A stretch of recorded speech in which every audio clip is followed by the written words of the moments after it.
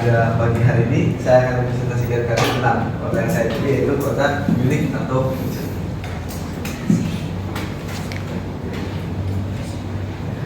Di sini ada tradisinya, ada sejarah, kondisi geografis, karakteristik kota, tata ruang, infrastruktur. Ini tata ruang dan infrastruktur sudah dijadikan satu, wisata, masa dan solusi serta pilihan. Nah, ini sejarahnya diberikan pada tahun 1158 oleh Heinrich Samsinger. Munich diberikan status kota setengah abad kemudian dan dibentengkan. Pada 1180, Otto dari Wittelsbach menjadi adipati Bayern setelah sanksi kepada Heinrich. Dinasti Wittelsbach menguasai Bayern hingga tahun 1918. Terus kota ini dilalap api pada tahun 1327 dan dibangun kembali oleh Ludwig keempat pada 1232, dikuasai oleh Gustav II Adolf dari Swedia. Namun pada 1705 kembali ke kepemimpinan Habsburg. Gedung akademik pertama, yaitu Akademi Kimia Bayern, dibangun pada tahun 1779. Di sini kondisi geografisnya itu Munich adalah ibu kota negara bagian Bavaria, terletak di bagian selatan Jerman. Jadi kalau misalnya kita bikin di Jerman, Berlin itu di atas sini, sedangkan tengah-tengah kota Jerman sini, dia itu ada di paling bawahnya itu ya berarti selatan kan. Dia berdekatan dengan Swedia, Switzerland, sama Austria. Terletak di dataran tinggi Bavaria dulu sekitar 31 mil atau 50 km dari di utara pegunungan Alpen. Di Tanjung Alpen Utara pada ketinggian sekitar 1.700 kaki di atas permukaan air. Bagian utara dataran tinggi berpasir ini meliputi daerah batu api yang sangat subur, sedangkan bagian selatan ditutupi oleh perbukitan moraine dengan sungai Isar mengalir di tengah kota. Berarti sungai Isar ini membelah kota ini di dua. Nah, di sini ada karakteristik kotanya, ada karakteristik kota. Munich terkenal sebagai pusat ekonomi, budaya, dan pendidikan di Jerman. Asal kita tahu, Munich ini kota terbesar ketiga di Jerman. Jadi ini terus pas zaman Perang Dunia Kedua, Munich ini kayak menjadi pusat ekonominya buat Jerman supaya mereka bisa bangkit kembali. Nah, kota ini memiliki keseimbangan antara modernitas dan tradisi dengan arsitektur bersejarah seperti Marienplatz. Nah, Marienplatz ini dibagi jadi dua ya, Neues sama Atas Neues Rathaus dan Atas Rathaus. Nah, apa yang ngebedain Neues Rathaus ini? Itu bagian Marienplatz yang baru, yang dibuat setelah tahun 1928. Sedangkan Atas Rathaus ini bangunan-bangunan yang dibuat sebelum 1928. Ya, Atas Rathaus ini berisi seperti Gothic Church, mall, sama beberapa tempat wisata lain, dan Nürnberg Palace serta kawasan-kawasan modern yang terus berkembang. Munich memiliki tata ruang kota yang teratur dengan pusat bersejarah di Marienplatz.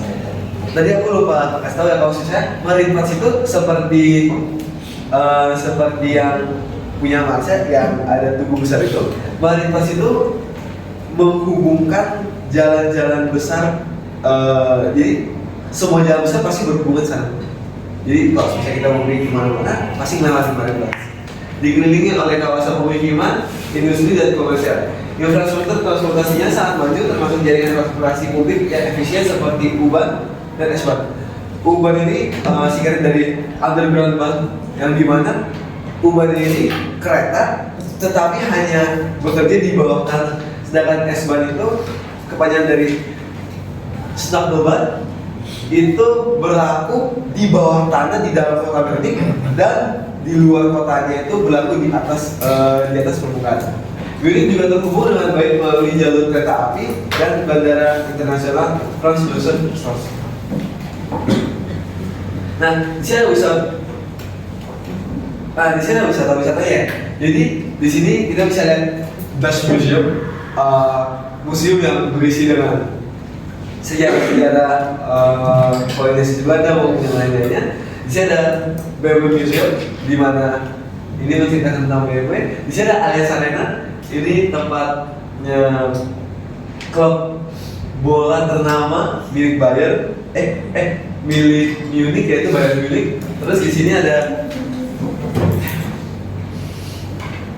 Crystal Palace ya. Ya ini ada wisata terbatas. Ini salah satu wisata ternama. Terus wisata yang paling bagus Oktoberfest. Wisata di mana para wisatawannya itu meminum bir terbanyak di dunia. Nah, masa ada solusinya. Munich menghadapi tantangan seperti kenaikan harga properti dan kemacetan lalu lintas. Ini disebabkan oleh populasinya yang semakin berkembang seiring berjalannya waktu. Dan kenapa harga properti itu mulai meningkat karena sedikitnya lahan kosong. Terus solusinya adalah dengan memperluas jaringan transportasi publik dan meningkatkan pemanfaatan energi terbarukan yang dapat diterbarukan serta mengembangkan perubahan yang terjangkau bagi penduduk. Jadi ada video yang berdurasi 5 menit.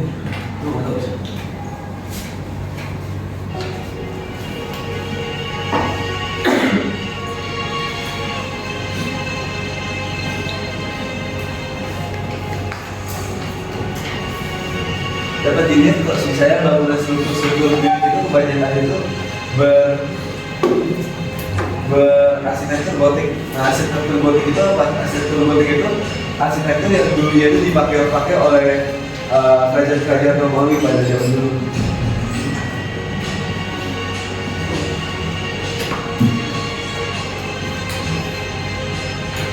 Ini masih news plus.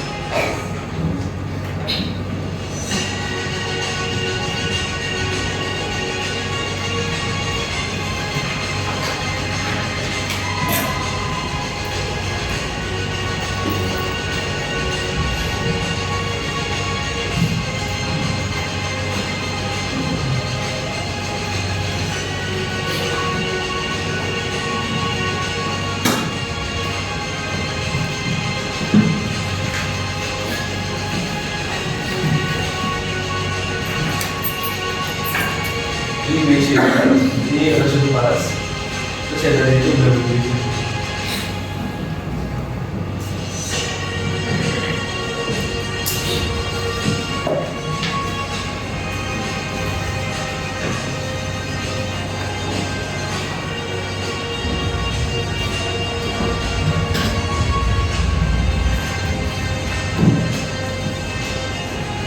Sini sebagai saya. Mereka biasanya itu menggunakan sebagai atas, di mana mereka bisa melakukan beberapa atraksi air seperti surfboarding dan lain-lain. Kita akan hanya melihat.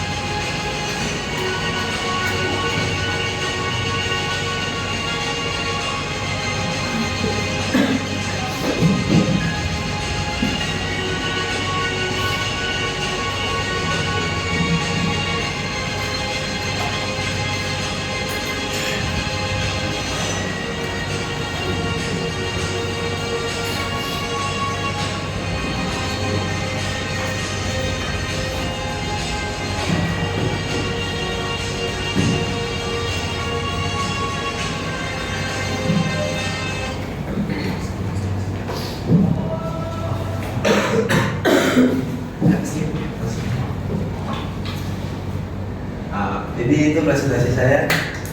Sekian, terima kasih. Nama saya Indra.